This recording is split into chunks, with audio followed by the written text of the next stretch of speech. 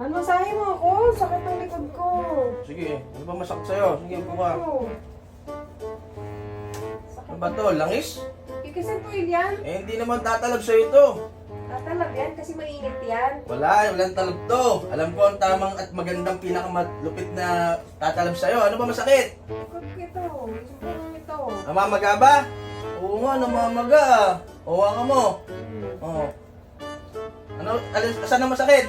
Yan. Sa turo mo? Yan. Ito? Oh, ito pinakamalupit na ano dyan. Pantakal. Oh. Oh, ano pakiramdam? Medyo okay ng konti. So Oh, nice. bibigyan ko pa. Oo. Oh, yan. Saan pa masakit?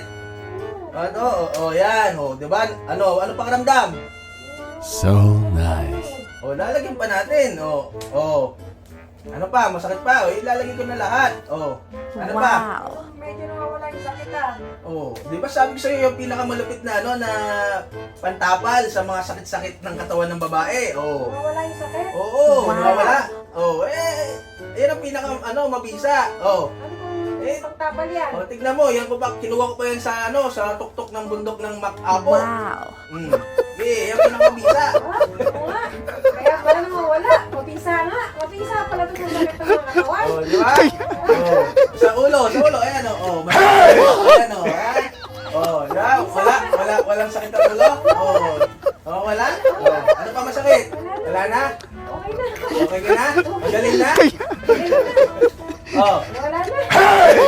wala na masakit ha? Oh, matutulog na ako. Huwag mo ko istorbo yun ha?